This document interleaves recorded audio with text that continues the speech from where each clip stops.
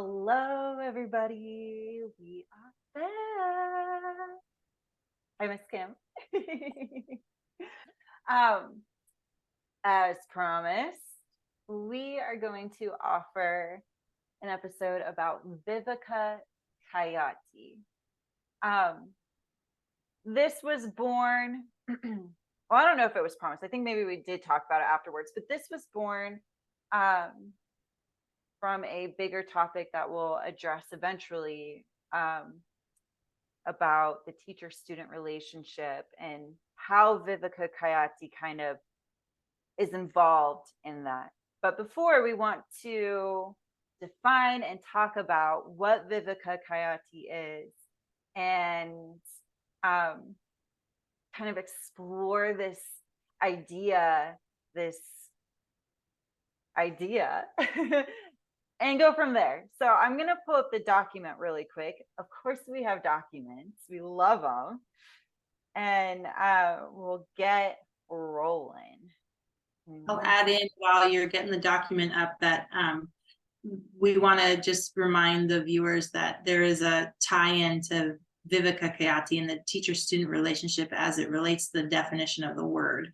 Because once you understand what Viveka Khayati is, it actually is applicable, because yoga is not just something you do on the mat, it is about life. It'll be applicable in life as well. That's why we find it to be important. So what is Viveka Khayati? Discernment. Just of wisdom. I've seen it expressed as universal discernment.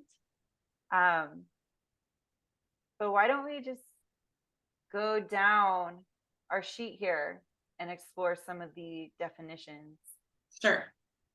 Let me just back up and give a little bit of backstory to why we decided to put these notes on a sheet. Because the teacher-student relationship that I was raised in, and Jesse was raised in as well, as my teacher, one of my teachers, Bhavani Maki, she learned from her teacher, which is one of the original lineage holders of Ashtanga Yoga, Pattabhi Jois. She asked him a question or something like that, and he's like, Bhavani, take 10 translations. It's important to get 10 different perspectives, right? And so we do that in life as well. It's like, what do you think about this? What do you, we usually take, some people's opinions, and we'll do some research, and we'll come into this place of like, I've done enough research, I've asked enough questions. And so in this particular document, I personally just really quickly got on the internet and did various internet searches around the Sanskrit word Viveka Khayati. And the ones we're going to share with you today are the ones that I managed to remember to grab the link to, which is in the internet world, the bibliography. So we want to maintain, some respect for the work that other people did, and also not plagiarize. So the ones we will be discussing, even though there are 10 in the list, will be the ones that I was savvy enough to remember to put the link to. Yeah. And most likely, probably because I found the writing easy to read. So I probably, if you look at the document, you'll see paragraphs underneath number 1, and I was probably highlighting and pasting all the important points as I was speed reading through the document, because I was looking for particular highlighted words. So yeah. Thanks, Ms. Kim. Perfect. Well, let's go ahead and dive in. I think, should we just go down and kind of read like the highlighted words in each one? Yeah. And I think the listeners are going to understand the potency of the word once we get into it. But Viveka Khayati is discerning wisdom. It's the ability to discern, to have the ability to like in layman's terms, before we get into the definition, it's this ability to have an experience or have some sort of knowledge and not waver from that. It's a clear insight, and it's of the highest form. So you'll see in the document, like in the yellow right there, knowing is one thing and abiding in the knowledge is another. So it's important to say, like, sure, they say it's true, but when I abide in the knowledge, then I have personal experiential experience to say, oh, so it doesn't just live in the mind, it got embodied into the experience. And you can say, okay, I felt that, and I know that, orange is the color that is the color of, you know, my A hair. poppy. Yeah, Yeah, my the hair. poppy, Yeah. the California poppy, exactly. Okay, carry on. Awesome. Take it away. Alrighty. So this first one, like you said, Viveka Khayati is unwavering, fully mature, experiential knowledge which affords no room for doubt. I'm going to keep reading this first practice. Such knowledge is the ultimate means of bringing our misery completely to an end. According to this sutra, we cannot achieve this level of knowledge unless we commit ourselves to systematic practice. Let's just start with that. That's brilliant. So, unwavering, fully mature, experiential knowledge which affords no room for doubt, which we only receive once we commit ourselves to a systematic practice. What does that mean, Miss Kim? Over and over again.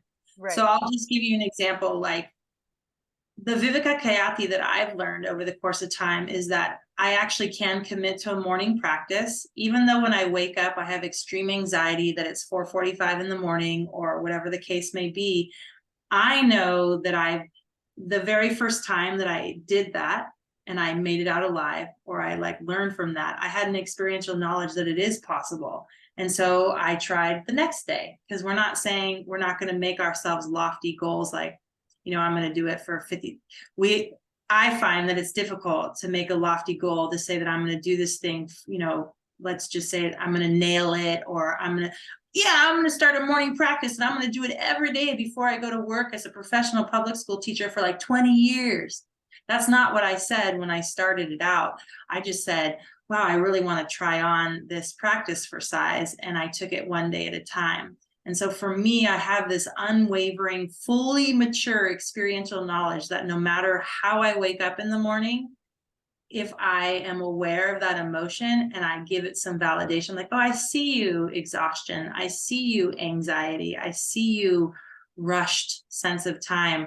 I know that I've had enough experience in the yoga practice and have had enough people share with me the knowledge over the course of time that if I just take it easy and I remember it's a breathing practice and I drive slow and I don't get ahead of myself and I stay in every moment of existence, right?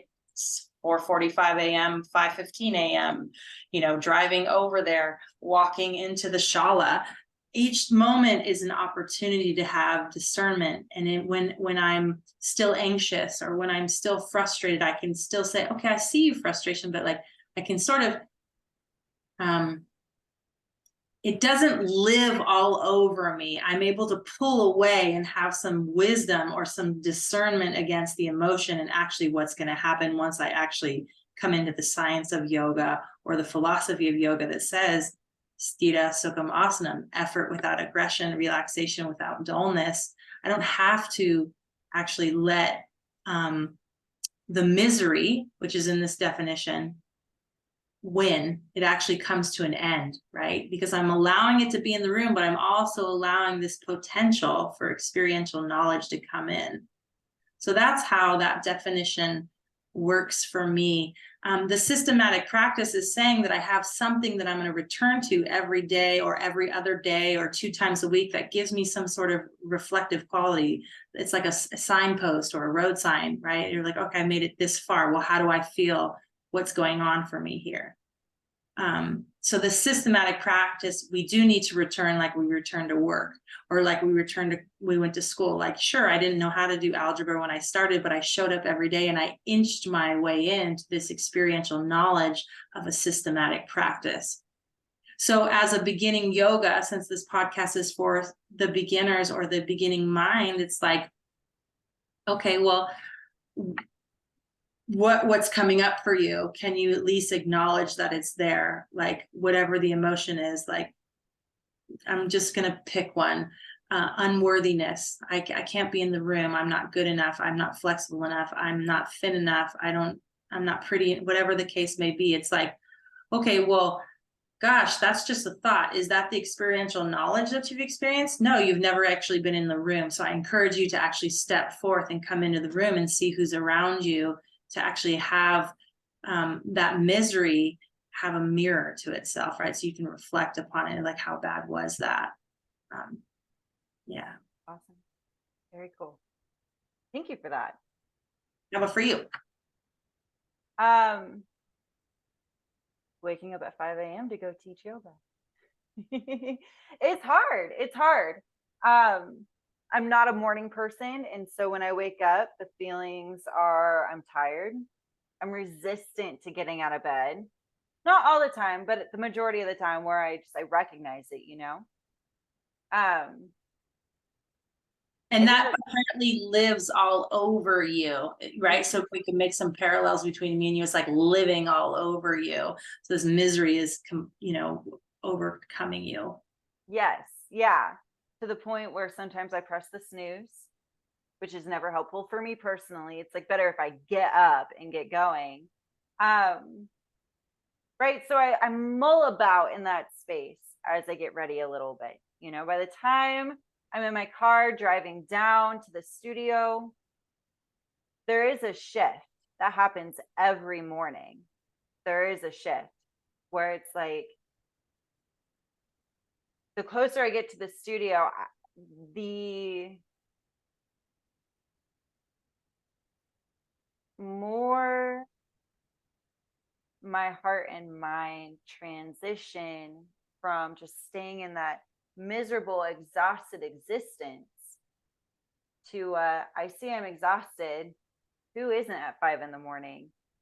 But I'm about to go offer service and receive. And I'm actually really excited about that because that's how it's been every Monday morning that I've taught this yoga class. So the wisdom for you in this experience is that the key phrase or the key concept for you is to be of service. Yes, which Okay. really just lights me up. Yes, that is a very important quality to have lit up. Yes. Yeah. So yeah, you know, and the systematic practice for me is getting up at 5. I could wake up later. I could. Like I have the time to wake up at 5:30 or 5:45 and then be at class 15 minutes early. But I know also for myself that waking up an hour early before I go into a room and teach is way better. My offerings are better. And I'm more present with the practitioners.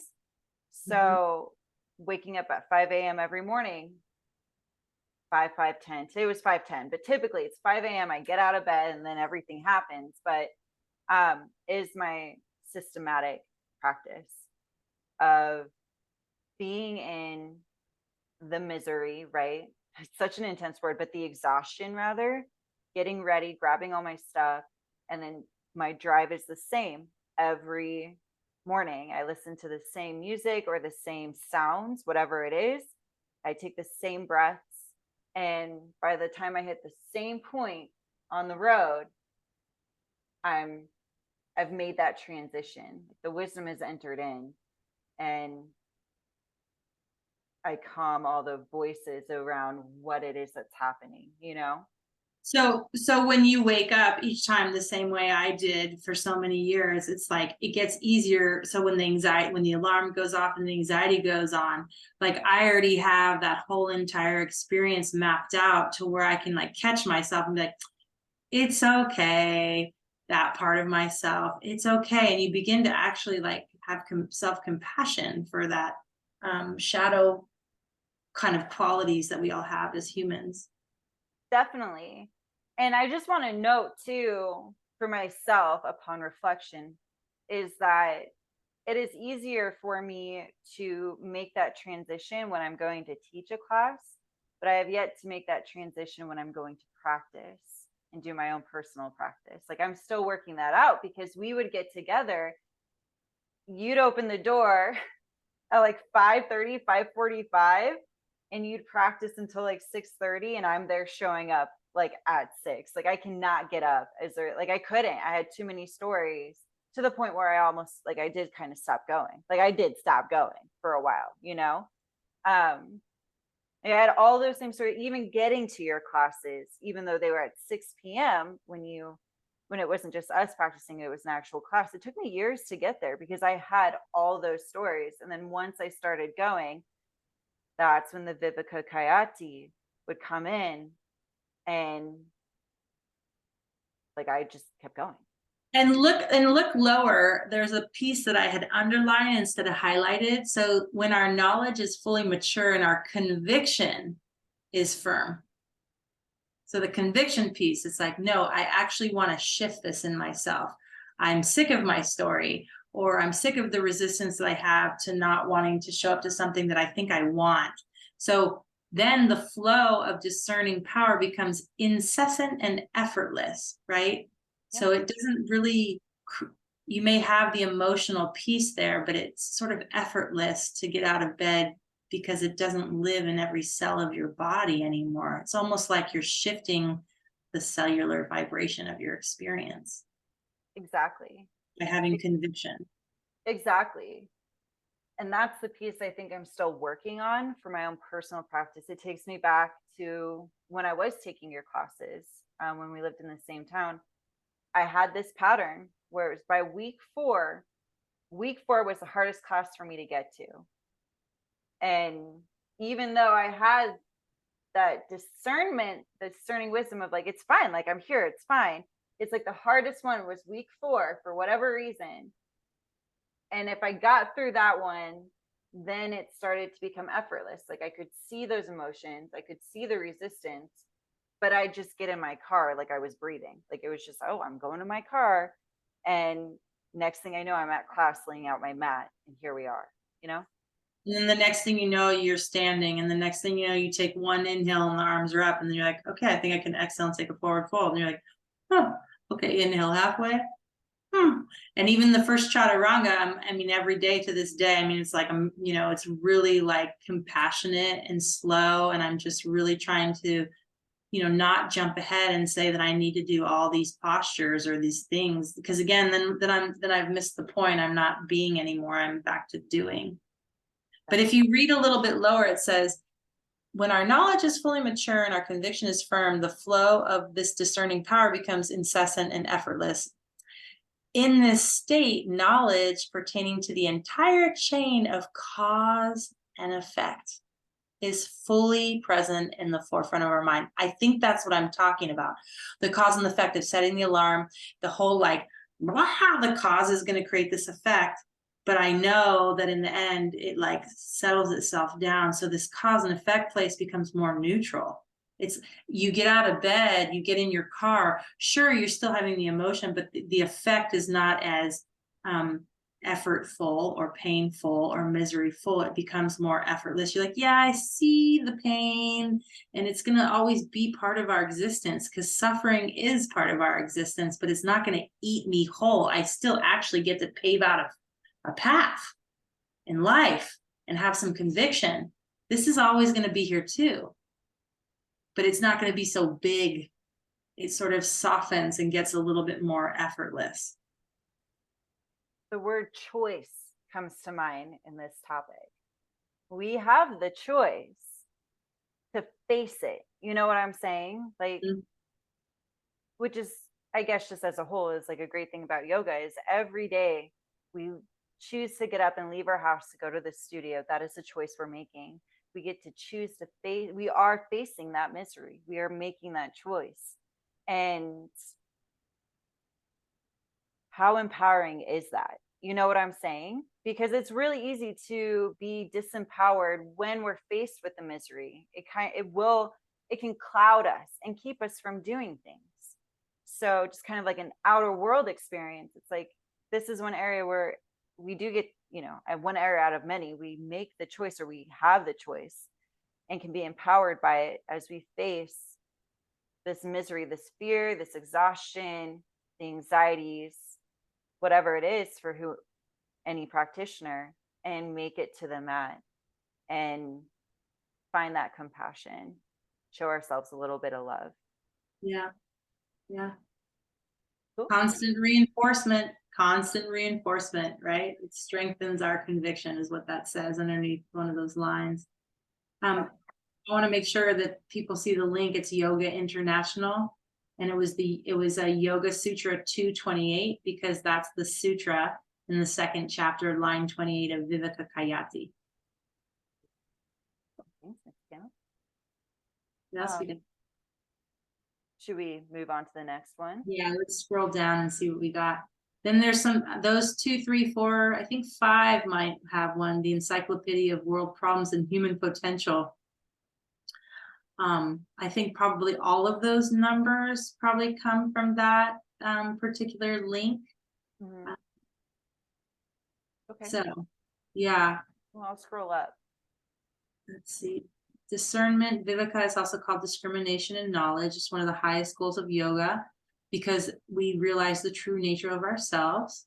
So when we observe our thoughts and emotion, we come to realize they're not the deepest part of us, right? They don't get to own us. They don't live in all of ourselves all the time.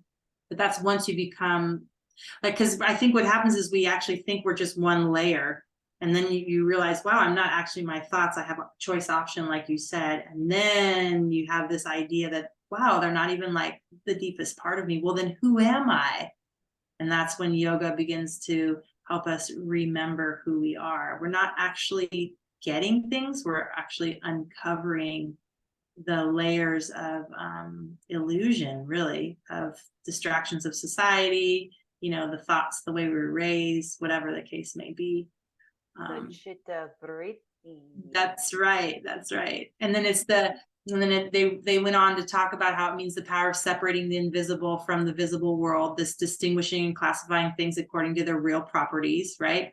The self from the empirical world. So you have Prakriti and Purusha, which are just words meaning like, consciousness, spirit world, and then life that we're living in.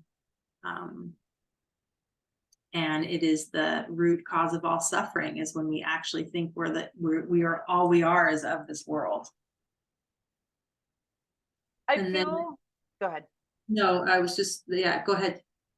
I feel like that's really an important point,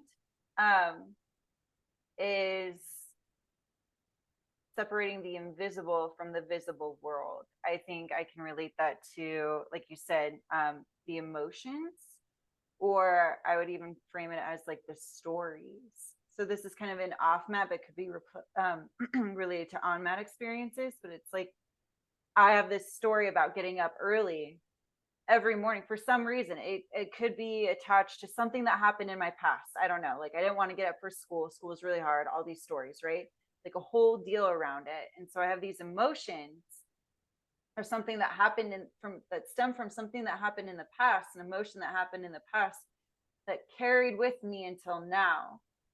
But that's just a story.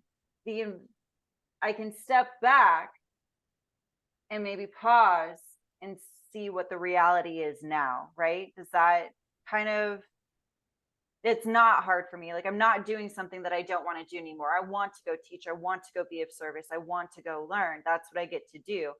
So maybe one day, all the stories, all those emotions, as I alchemize, will be turned into, oh, I'm tired this morning. Didn't get enough sleep, but I'm going to go have a great time and teach. You know what I'm saying? So the invisible is the stories, the emotions that I have about this particular event in my life. But the visible no longer aligns with that story because I'm not in that state anymore. Right? Mm-hmm. Yeah. And we also have to remember, and this isn't always like, we're going to go into psychology at this point, but we have to, So at the same time, we totally want something. It is actually like in the law of physics that there's a large part of ourself that doesn't want it and will try not to have us reach it. So we have to deal with that shadow part of ourselves, or that saboteur, the part that, because you may really want something. We all know we want something. I know I got a million things I still want. And there is a part of me that will sabotage, and not allow that other part of me to get what I want, what I truly want. So the beginning yoga practitioner always wanting to take a class, they never get in there. Well, yeah, welcome. You're no different than any of us.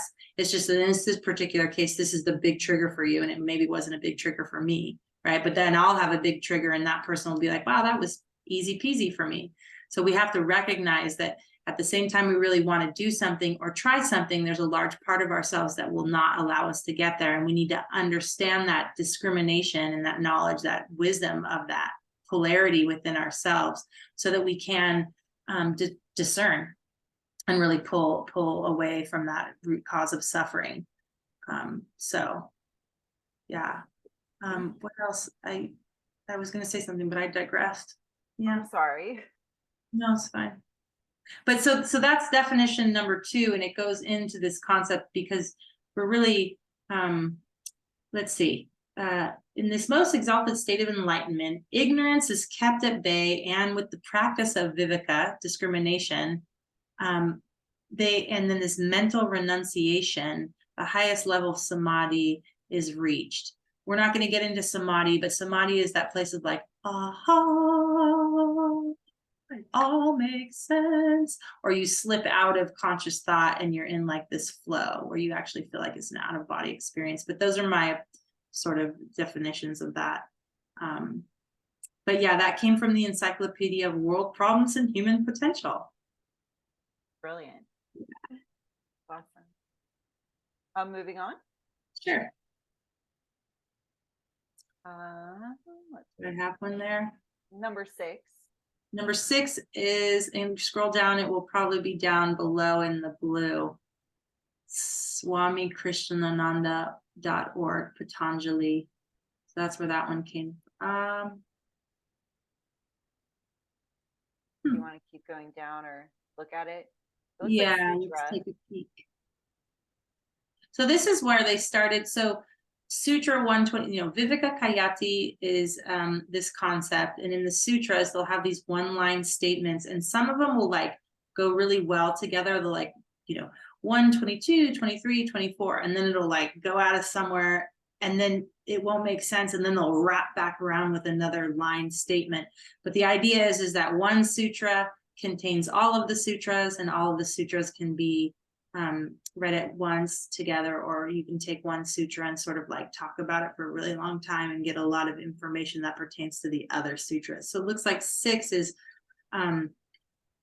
so 225, 226, 227, those are all lines in the sutras that are in Sanskrit. So the first one is Tad Abhavat Sam Yoga Bhavaha Kanam Tadrishe Kaivalyam.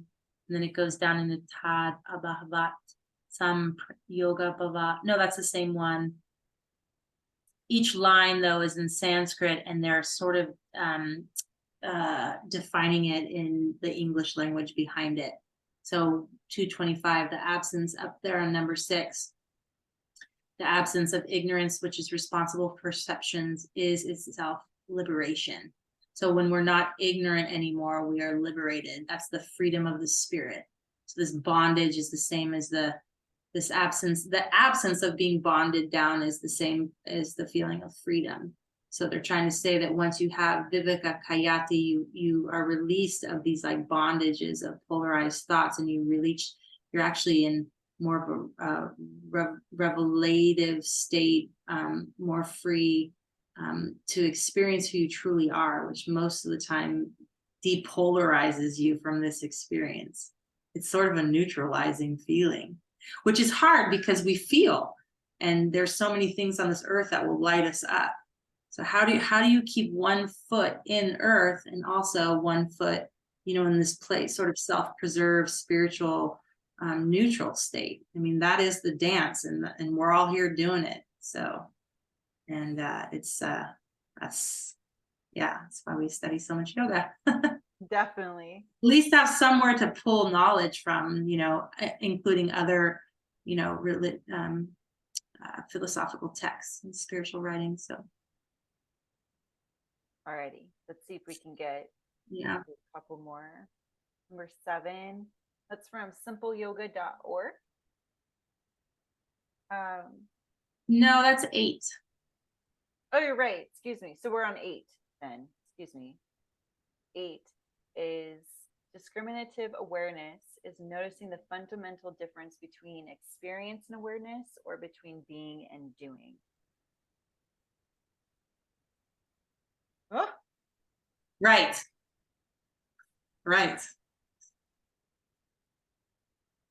Without the ability to distinguish this difference, your ways of being will lead you to confusion, misidentification, and suffering. Uninterrupted discriminative awareness, or being established in awareness, is the way to move towards liberation.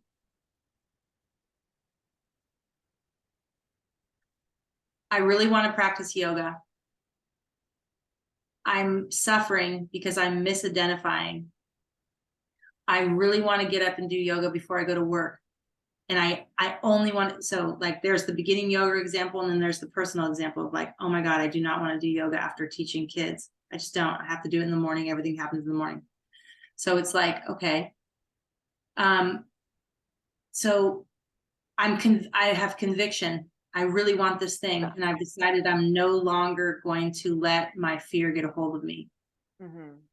So I'm going to set my alarm for 4:45. Right. And when that thing goes off, I'm going to experience the fear of doing versus being with the doing.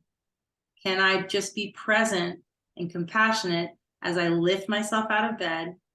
My head is spinning, for the first couple of months for many years I did this, but each day I woke up, I had to have a lot of that discriminative awareness. I'm like, okay, I'm doing this thing, but I'm actually being the doing.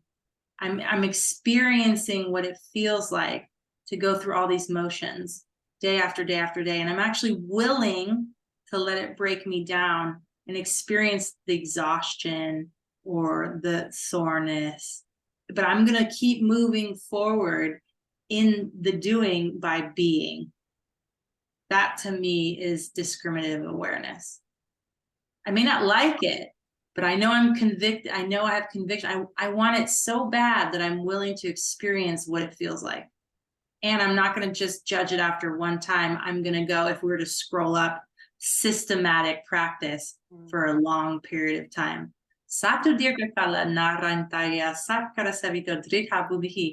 do it for a really long time, unwavering, to go through all of the waves until it sort of settles. That's a lot, right? It's a lot. But somebody who had never practiced yoga could say that just one yoga class felt like 20 years, but they did it. And so it doesn't matter, right? It doesn't matter, but it is important to at least say that I'm willing to practice being what it feels like to be while I'm doing. I may not like it. I may be triggered, right? This whole like regulated nervous system has the ability to be present with every emotion. Like that's a high calling, right? To say like, wow, I'm going to sit with this dysregulated nervous system, but still do this thing, but I'm actually being with this dysregulated nervous system until it actually gets regulated.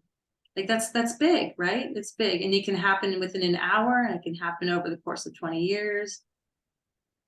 Short and long versions of it. Definitely. Beautiful. I feel like what you said just now is like all there is. Like I don't have any that's real, and yeah, it just speaks to me on a different level. I think we've been through this before, or talked about it before, and it just like so many things have opened up for me, and just going through these definitions, and hearing your examples and sharing mine. It's just like it is a goal. And I do want to say before time is up, let's wrap it back around with how it relates to the teacher-student relationship, which is what you were saying, that the Viveka Khayati kind of was the result to the spark of the conversation around like, how do you know what teacher is good for you? How do you know what class is good? We have to have that discriminating wisdom. So how does that fit into the podcast today before we run out of time? Yeah, right.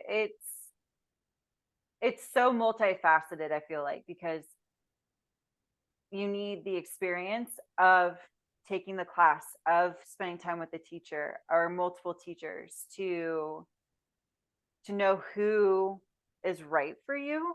But then there comes in this discerning wisdom of your experience, right? If you were lit up by this teacher in the sense that you were challenged by the class, by yoga, the postures, or by the teacher, how they brought yoga to the space, you know, look at your emotions. Like, what is your emotional experience? Is that tied to something that didn't happen? Are you filtering your experience through certain lenses?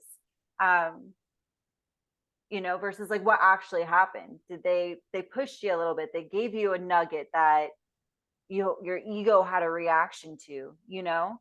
So I think that's where, or on the other side is maybe you really enjoyed this teacher because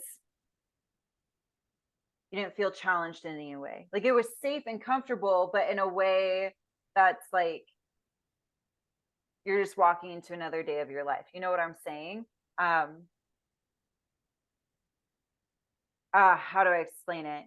Like you like the setting, you like the beats, you like the type of yoga, you enjoy the teacher's personality, but they don't like light you up in any way. It just is very safe. I feel like that's a good word. It's just very safe. I don't know. Can you help me out? Do you know what I'm trying to say? I think too is, for, again, this podcast is, the community of beginning and trying to inspire people to at least experience yoga because of all of its help and benefits. So as discriminative wisdom relates to finding the right class for you, like start somewhere. Yeah. And if it helps you expand, if you have a sense of expansion, if you have a sense of feeling good, just one thing, like I liked your voice, I liked his voice, Yeah. I felt safe. Yeah. I enjoyed the music, but pick something, because over the course of time, you will grow and change, and you will sort of vacillate in between all of the different varieties or classes of yoga. And then essentially you'll come back into a place of neutrality of like, well, this one works for me, but don't just stop at the first one, like, again, try a few and pick something that you like out of each opportunity, because that's what we have to do in life. We have to make lemonade out of lemons. And so even with education, right, sometimes it's hard to grow, but we do end up looking back and saying, okay, there was something I liked about the class or something I appreciated. So start to begin to build that type of garden in your mind.